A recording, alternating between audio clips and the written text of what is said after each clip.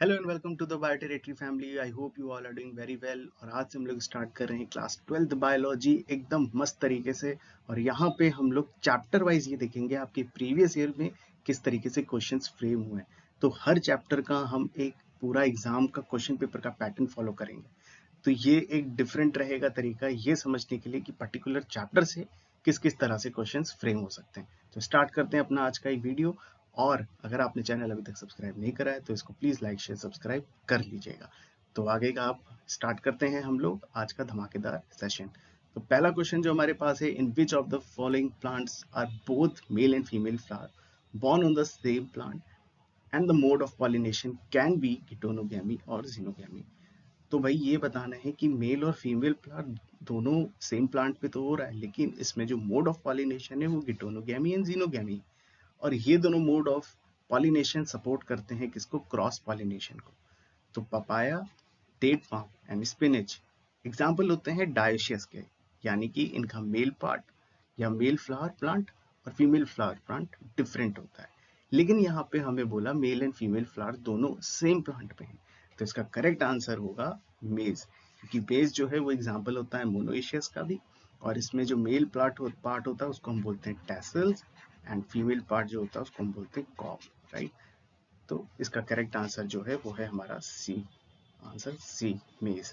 Next question है हमारा, identify A B C D in the table given below. तो पेरिकार्प किस पार्ट ऑफ प्लांट को रिप्रेजेंट करता है? तो ये हो जाता है हमारा ओवेरी वॉल, यानी कि फ्रूट वॉल। नेक्स्ट है cotyledon in seed of grass family. देखिए ग्रास की बात करिए तो ग्रास होता है हमारा मोनोकॉट। तो अब बताना है कि cotyledon in seed of monocot family, तो यहाँ पे होता है scutellum, this is scutellum. Next है एम्ब्रियोनल एक्सिस। एम्ब्रियोनल एक्सिस पे होता है हमारा रेडिकल जो कि सपोर्ट करता है रूट। नेक्स्ट है remains of न्यूसिलस in a seed. Remnant बताने हैं न्यूसिलस के इन अ सीड, तो हम इसको बोलते हैं पेरिस्पर्म, राइट। नेक्स्ट है हमारे पास explain the development of male gametophyte in an angiosperm. देखिए मैं आपको यहाँ पे इस क्वेश्चन को कैसे आप आंसर करोगे ये चीज एक्सप्लेन करूँ, राइट। क्योंकि ये देखिए ये क्वेश्चन आपको डायरेक्टली एनसीईआरटी से दिया गया है, तो आपको इसमें इसकी थ्योरी और इसका डायग्राम पता होना चाहिए। और बायो में बेस्ट होता है अगर आपको थ्योरी नहीं आती, बेटर आप डायग्राम प्रैक्टिस करें, और डायग्राम के फॉर्म में अगर आप आंसर्स करते हैं तो वो आपका एक अच्छा इंप्रेशन क्रिएट करता है एग्जामिनर्स पे, राइट।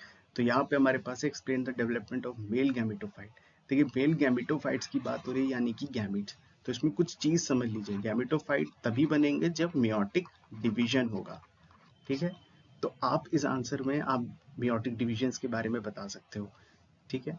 दूसरा, मियोटिक डिविजन्स किसका होगा? मियोटिक डिविजन्स होगा पॉलिन मदर सेल्स का, पॉलिन मदर सेल्स का डिवीजन होगा। और ये पॉलिन मदर सेल्स जब मियोटिक डिविजन्स में जाएंगी तो ये फॉर्म करती हैं माइक्रोस्पोर टेट्राड्स, ठीक है। माइक्रोस्पोर टेट्राड्स फॉर्म करेंगी, ठीक। So this is how the development of male gametophyte in an angiosperm take place. और जब ये मैच्योरेशन होता है, ठीक है, जिसको हम गैमेट फॉर्मेशन बोल रहे हैं, तो ये जब मैच्योर होगा तो यानी कि ये डिप्लॉइड से हैप्लॉइड कंडीशंस में जा रहा है। जिसको हम पॉलन मदर बोल रहे हैं ये डिप्लॉइड कंडीशन है, और जो माइक्रोस्पोर टेट्राड्स फॉर्म हो जा रहे हैं ये हमारा हैप्लॉइड सेल्स हैं, ठीक है। एंड नेक्स्ट आपको बताना है draw the label diagram of a 3 sailed male gametophyte. इसमें मैं आपको दो चीज बताता हूँ, 3 सेल्ड, ठीक है। दो चीज होती हैं, एक 2 सेल्ड स्टेज होती है और एक 3 सेल्ड स्टेज होती है। तो जो 2 सेल्ड स्टेज होती है इसमें हमारा एक गैमीट होता है, गैमीट सेल, और एक हमारा वेजिटेटिव सेल होता है, ठीक है। वेजिटेटिव सेल्स क्या करते हैं? ये न्यूट्रिशन प्रोवाइड करते हैं। वही जब हम अगर 3 सेल्ड की बात करेंगे तो यहाँ पे हमारे पास 2 गैमिट्स फॉर्म हो रहे होंगे, प्लस हमारे पास 1 वेजिटेटिव सेल होगा, ठीक है। तो ये जो 2 गैमेट है, एक गैमेट तो जाके एक्सेल के साथ फ्यूज कर जाएगा जो जाइगोट बना देगा। दूसरा किसके साथ फ्यूज करेगा? ये पोलर न्यूक्लियाई के साथ करेगा, जो क्या बनाएगा? एंडोस्पर्म, ठीक है। तो 2 गैमेट वन वेजिटेटिव सेल्स आप जो बनाओगे वो आप इस तरीके से दिखाओगे। और एक चीज और याद रखना, पॉलिन्स के जो डायमीटर होते हैं वो 25 माइक्रोमीटर से लेके 50 माइक्रोमीटर तक की रेंज में होते हैं, आपके एनसीईआरटी में दिया हुआ है, राइट। तो इस तरीके से आप इसका डायग्राम बनाओगे, ठीक है। जो मोस्टली ये जो पार्ट होता है ये वेजिटेटिव का होता है, तो ये हमारा वेजिटेटिव सेल है एंड ये हमारा जेनरेटिव सेल है, इसमें हमारे गैमेट सेल्स प्रेजेंट है, बोथ जो हमारे 2 गैमेट सेल्स, राइट। नेक्स्ट है हमारा an angiosperm embryo sac is located within the, embryo sac कहाँ लोकेटेड होता है, तो एम्ब्रियो सैक लोकेटेड होता है within the nucleus, right.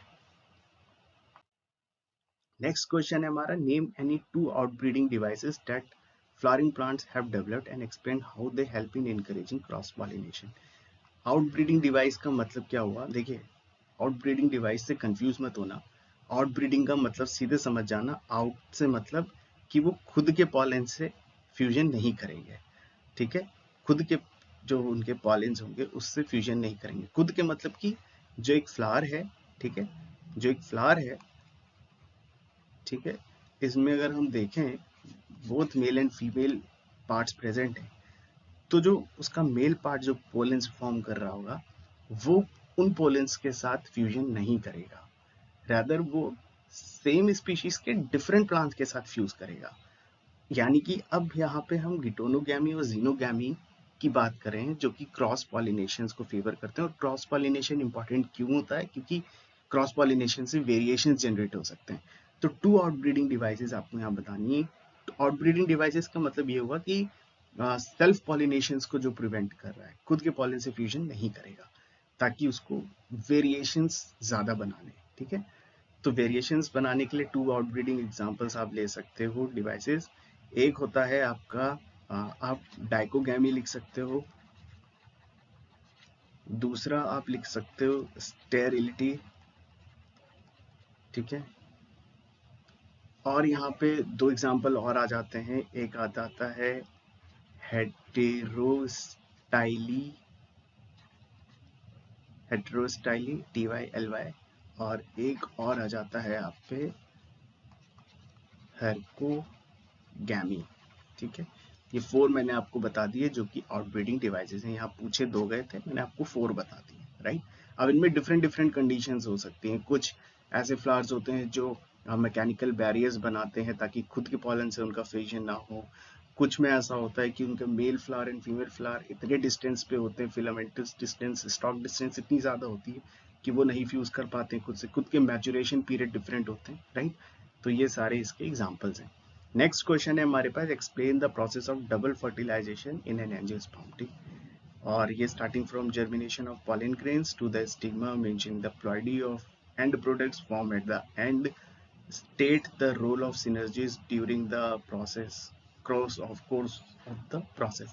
अब देखिए ये क्वेश्चन भी कंप्लीट आपको क्या बताना है, डबल फर्टिलाइजेशन से लेके आप इसमें जो भी पूरी प्रोसेस होती है डबल फर्टिलाइजेशन की वो एक्सप्लेन करनी है। फ्लावरिंग प्लांट्स का जो चैप्टर है वो आपके जो फर्टिलाइजेशन पोर्शन है वो 3 चीज़ों में डिवाइडेड है। एक है प्री फर्टिलाइजेशन, फिर है आपका डबल फर्टिलाइजेशन एंड थर्ड है आपका पोस्ट फर्टिलाइजेशन। अब इन तीनों में आपको जो भी डिटेल दिए गए हैं इसके बारे में विद डायग्राम, वो चीज़ एग्जैक्टली आपसे यहाँ पूछ ली गई है। तो देखिए कितने, ये आपका सेक्शन ई का क्वेश्चन है और डायरेक्टली पूछा गया है, ठीक है। तो आपको एनसीईआरटी बहुत अच्छे से प्रिपेयर करनी है, इससे हमें ये भी पता चल रहा है, ठीक है। तो आप इसको डबल फर्टिलाइजेशन में आपको बस ब्रीफ कर देता हूँ आपको इसका आंसर कैसे करना है। तो डबल फर्टिलाइजेशन की जब हम बात करते हैं तो डबल फर्टिलाइजेशन अभी जस्ट से पहले हमने देखा था कि गैमेटोफाइट्स बन रहे थे, ठीक है, जहाँ पे 3 सेल स्टेज थी। तो डबल फर्टिलाइजेशन में हम बात करते हैं जहाँ पे प्राइमरी एंडोस्पर्म न्यूक्लियस फॉर्म होते हैं प्लस हमारा जाइगोट बनता है, राइट। तो जो हमारा प्राइमरी एंडोस्पर्म न्यूक्लियस है ये कैसे फ्यूजन हो रहा है, एक pollen grain is getting fused with 2 polar nuclei, right. और हमारा जो जाइगोट है ये फॉर्म हो रहा है हमारा 1 पॉलन ग्रेन से विद 1 एग सेल, राइट। तो ये तो बात होगी फ्यूजन की। उसके बाद जो अरेंजमेंट होती हैं जहाँ पे फ्यूजन हो रही है, ठीक है। यहाँ पे पूछ रहा है कि सिनर्जी का क्या रोल है, राइट। देखिए सिनर्जिड्स क्या होते हैं, सिनर्जिड्स पे प्रेजेंट होते हैं फिलीफॉर्म एपरेटस, और यहीं पे ही हमारा एक्सेल भी होता है। तो फिलीफॉर्म एपरेटस क्या करते हैं, जब ये ट्यूब कीमोट्रोपिज्म होती है, पॉलीट्यूब जब होती है, तो इसे डायरेक्ट करने में हेल्प करती है, राइट। और यहाँ पे एक्सेल्स पे एक पॉलन ग्रेन और सेंटर पोलर न्यूक्लियाई से हमारा दूसरा पॉलन ग्रेन जो है फ्यूज करेगा, ठीक। और जो पेन कंडीशन होती है इसको हम ट्रिपल फ्यूजन भी बोलते हैं। और डबल फर्टिलाइजेशन क्यों बोल रहे हैं, क्योंकि यहाँ पे एक हमारा एंडोस्पर्म फॉर्म हो रहा है और दूसरा हमारा जाइगोट फॉर्म हो रहा है। और कंप्लीट स्ट्रक्चर में हम इसको बोलते हैं 7 सेल 8 न्यूक्लियर स्टेज, राइट। तो ये कंप्लीट इस तरीके से फॉर्मेशंस होते हैं। उसके बाद नेक्स्ट पार्ट है, why does the development of endosperm precedes that of embryo. देखिए एंडोस्पर्म्स के फॉर्मेशंस की बात करिए कि एंडोस्पर्म्स की डेवलपमेंट क्यों प्रीसीड करते हैं देन दैट ऑफ एम्ब्रियो, क्योंकि एंडोस्पर्म्स क्या है, वो एक तरीके से न्यूट्रिशंस प्रोवाइड करेगा टू द डेवलपिंग एम्ब्रियो। और एम्ब्रियो कैसे बनेगा, जब जाइगोट बनेगा। तो उन न्यूट्रिशंस का जो फॉर्मेशंस हो रहा है, जो न्यूट्रिशंस या नरिशमेंट्स प्रोवाइड करने वाले जो सेल्स हैं, तो वो सेल्स जो होते हैं उनका फॉर्म होना इम्पॉर्टेंट है। तो that's the reason the development of endosperms precede that of the embryo, because it is providing nourishment to the developing embryo. Next है हमारे पास the ploidy of the apomictic embryo developing from the integument cell and synergies respectively would be। जो integument है ये हमारा होता है diploid cell, right. This is a diploid cell. और जो सिनर्जिड है हमारा, ये होता है हमारा हैप्लॉयड सेल। तो हमें बताना है the ploidy of apomictic embryo developing from the integument cell. तो इंटीग्यूमेंट सेल से जो एपोमिक्टिक एम्ब्रियो बनेगा वो हमारा डिप्लॉइडी होगा, और दूसरा जो सिनर्जिड से बनेगा वो हमारा एन होगा। तो हमें इस तरीके का कोई ऑप्शन यहाँ पे दिख रहा है, तो बी आंसर है इसका, 2n, n is the correct answer. Next है यहाँ पे हमारे पास assertion and reasoning। The zygote give rise to the heart-shaped embryo and subsequently pro-embryo in most angiosperm। तो यहाँ पे जो स्टेटमेंट है, जो जाइगोट की एक स्टेज बताए कि जाइगोट कैसे कैसे फर्दर फॉर्म होते हैं, राइट।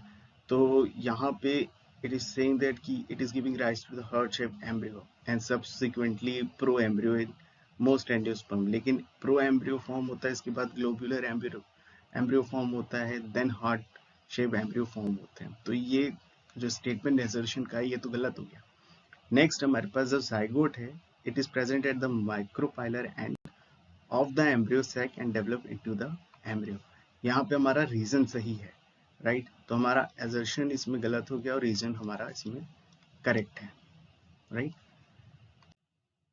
नेक्स्ट क्वेश्चन है हमारे पास, explain any 4 devices that flowering plant have developed to encourage cross pollination। तो ये क्वेश्चन भी बात किसकी कर रहा है, आउट ब्रीडिंग डिवाइसेस की। अभी जस्ट हमने इससे पहले आउट ब्रीडिंग डिवाइसेस के बारे में देखा था क्वेश्चन, ठीक है। वो क्वेश्चन किस तरीके से फ्रेम हुआ और ये क्वेश्चन किस तरीके से फ्रेम हुआ, आप डिफरेंस देख सकते हैं, राइट। तो यहाँ पे 4 डिवाइसेस पूछ रहा है, मैंने आपको 4 बताए हैं उस प्रीवियस क्वेश्चन में। आप वही चीज़ें यहाँ पे एज इट इज लिख सकते हैं, ठीक है।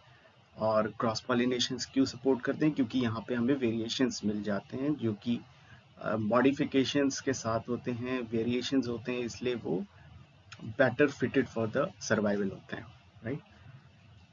नेक्स्ट है हमारे पास, why do plant discourage self pollination. Plant क्यों डिस्करेज करते हैं सेल्फ पॉलिनेशन। सेल्फ पॉलिनेशन इसलिए डिस्करेज करते हैं क्योंकि यहाँ पे जो एक तरीके की ही जनरेशंस होती हैं, उसी तरीके से आइडेंटिकल कॉपीज बनने लगती हैं, ठीक है। तो वेरिएशंस यहाँ पे बिल्कुल भी नहीं है, सेम ट्रांसमिशन ऑफ ट्रेड्स हो रहे हैं, कोई भी एडवांस कैरेक्टर्स नहीं डेवलप हो पा रहे हैं, कोई भी मॉडिफिकेशंस नहीं है। तो इस वजह से प्लांट्स जो हैं वो डिस्करेज करते हैं सेल्फ पॉलिनेशंस को, या हम इसको कहेंगे ऑटोगैमी को भी ये डिस्करेज करते हैं। नेक्स्ट है हमारे पास the mechanism to produce seeds without fertilisation has evolved in the given family of the flowering plant.